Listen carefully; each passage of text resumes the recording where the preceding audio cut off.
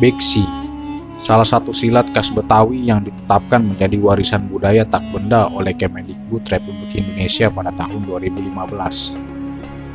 Awalnya silat ini tidak mempunyai nama, sehingga ada perbedaan dalam penyebutan nama silat ini berdasarkan tutorial tanah Betawi. Li Cheng Hock mempunyai beberapa anak murid dan salah satunya adalah Kong Marhali. Haji Gojali, beliau adalah seorang pemimpin di daerah Petukangan. Oleh sebab itu beliau diangkat menjadi lurah di Petukangan. Sekitar tahun 1900-an, Haji Gojali pergi ke pesisir Betawi, yaitu Dadap. Baru di Petukangan ini, nama Beksi itu tercetus. Di Petukangan, Haji Gojali mempunyai beberapa anak murid. Adapun 4 anak murid utamanya adalah Haji Hasbullah, Kong Simin, Mandor Minggu, dan Kong Nur. Dari keempat murid inilah Beksi ini terus dikembangkan dan dilestarikan sehingga terus dikenal.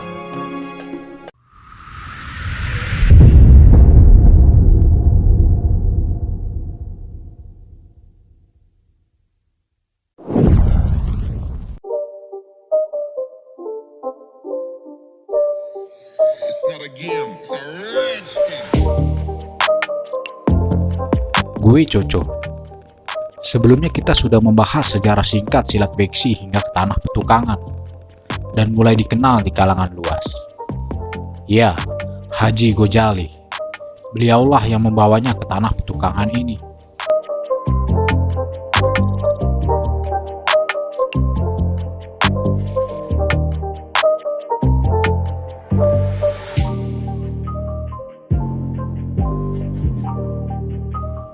Sekarang kita akan tutur kisah sejarah Haji Gojali, perjalanan beliau sampai akhir hayatnya.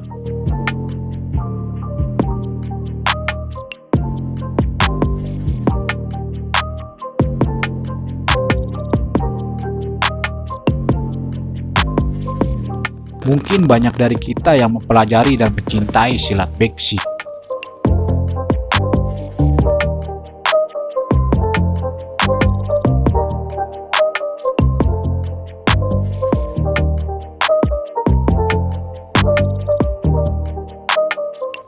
Mari cari tahu salah satu maestro silat Beksi, yaitu Haji Gojali.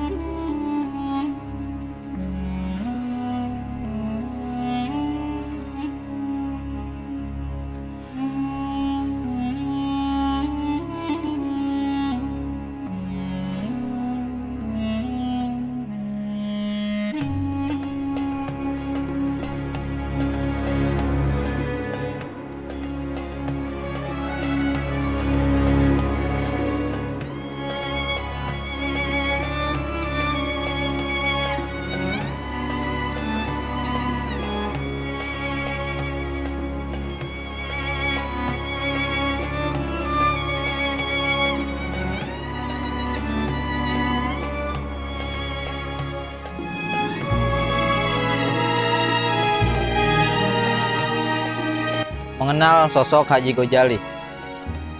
Beliau merupakan salah satu pengkreasi awal silat beksi di Petukangan. Beksi sendiri lahir di Petukangan berkat jasa beliau yang berguru ke Kampung Dadap di Tangerang, bertemu Kong Murhali, Li Cheng Ok, dan juga Ki Jidan. Nah, di belakang kita ini sekarang ada sosok makam Haji Gojali yang tadi saya sebutkan. Nah, beliau ini merupakan salah satu anak dari saudagar orang terkaya pada zamannya di Petukangan. Ayahnya bernama Haji Gatong. Nah, ayahnya ini merupakan pengusaha di Kampung Petukangan. Selain pengusaha juga beliau adalah semacam mempunyai pabrik-pabrik juga, pabrik tahu. Salah satunya pabrik tahu yang pada waktu itu cukup berkembang pesat. Nah, selain itu juga mempunyai beberapa delman pada waktu itu, di mana delman menjadi alat kendaraan yang cukup mahal ya. Sampai sekarang juga pasti orang kalau mau beli delman mungkin bisa belasan juta satu delman itu dengan perangkat lengkapnya. Nah, Haji Gojali ini berdarah, ada campuran darah Tionghoa dari ibunya yang bernama Nyi Anyong. Orang masyarakat Betawi pinggir menyebutnya Nyi Anyong karena dialek lokal masyarakat dipermudah aja gitu. Kampung Petukangan sendiri dia berada di antara Betawi Tengah dan Betawi Pinggir. Jadi kadang-kadang orang penyebutan secara istilah kadang menggunakan logat E, kadang pun menggunakan E lemah, atau biasa menggunakan sapaan akhiran ah atau a. Suatu ketika Haji Gojali menjadi pemain rebana Gedikduk waktu itu namanya, yang saat itu rebana, kesenian rebana memang lagi jaya-jayanya. Beliau dapat panggilan main di Kampung Dadap di Tangerang sana. Nah, malam hari sampai larut beliau dan kawan-kawannya hendak pulang. Ketika hendak pulang, melihat sebuah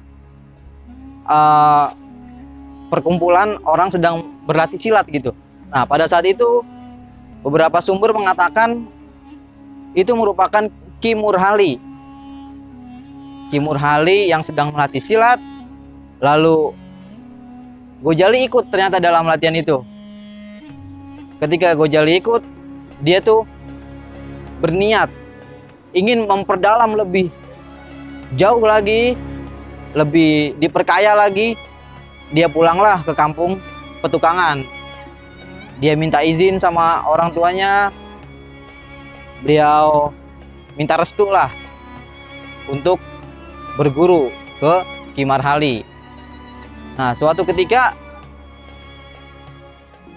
beliau sempat ditolak permintaannya lantaran kejauhan katanya, kata orang tuanya, ngapain jauh-jauh berguru silat, cuma berguru silat. Padahal di kampung dia sendiri memang udah ada silat. Waktu itu salah satunya silat roktok, dan beliau Haji Gojali, beberapa sumber juga mengatakan beliau sudah ahli dalam silat roktok itu.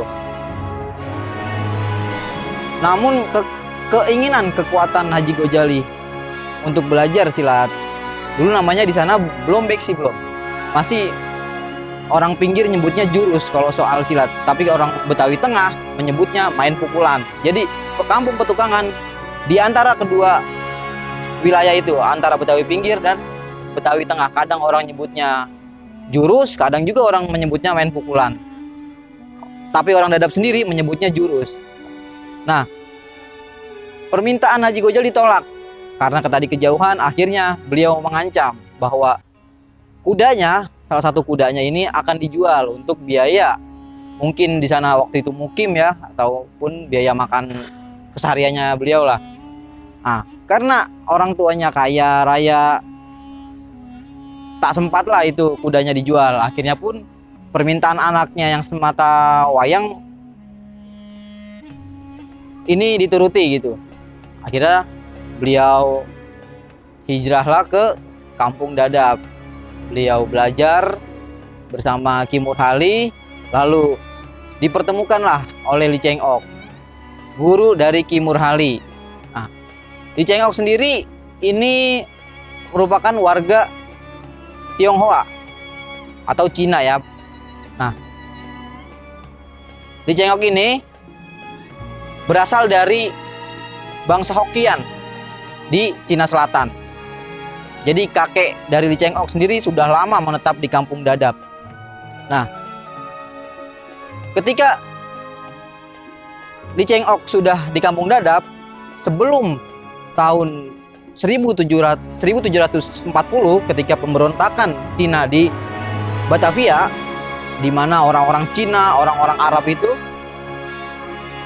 dibumi hanguskan oleh Belanda karena istilahnya tuh pengkhianatan karena Batavia dibangun oleh orang Cina dan Arab salah satunya, tapi pada 1740 itu dibumi hanguskan. Akhirnya orang-orang Cina dan Arab minggir, bahasanya apa ya, untuk sembunyi dulu lah ke pinggiran Batavia tadi itu.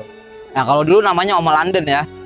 Jadi Oma Landen itu penyebutan untuk istilah di luar tembok Batavia. Jadi di Batavia sana ada namanya tembok yang membatasi antara kota Batavia dan Oma Landen atau Betawi pinggir lah. Nah, jadi banyak sekali orang Cina yang di Batavia itu hijrah ke Kampung Dadap karena tidak jauh lokasinya dari Batavia sendiri.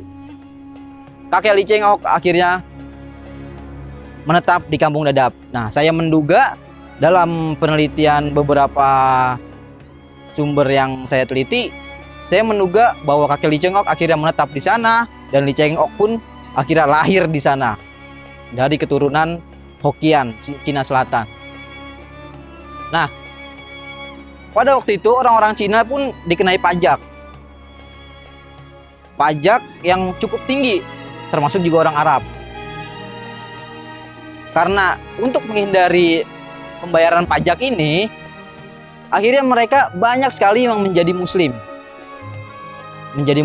dan berbaur sama-sama orang pribumi yang ada di Dadap, yang ada di sekitarnya lah, Oma Landen sekitarnya. Akhirnya dia berbaur supaya tidak kena pajak tadi dari pihak pemerintah Hindia Belanda. Nah, saya menduga lagi bahwa Li Cheng Ok ini akhirnya dia menjadi mualaf, saya menduga. Tapi faktanya dalam nisannya itu dia masih dimakamkan secara agama leluhurnya seperti itu. Nah, Li Cheng Ok, kenapa saya mengatakan saya menduga bahwa Li Cheng Ok adalah mualaf? Karena beliau belajar bersama Ki Jidan. Ki Jidan ini seorang ulama yang memang beliau ini tinggal di Kampung Dadap. Jadi sebelum Li Cheng Ok sudah ada keluarga besar dari Ki Jidan. Nah, lalu dari keluarga Ki Jidan menuturkan, dari keturunan ketujuh Ki Jidan menuturkan, Ki Jidan ini ada darah dari keturunan Arab. Jadi semacam Habib mungkin sekarang menyebutnya. Nah, menurut penuturan keluarganya juga, Ki Jidan ini merupakan seorang wali, bisa dikatakan wali, karena apa,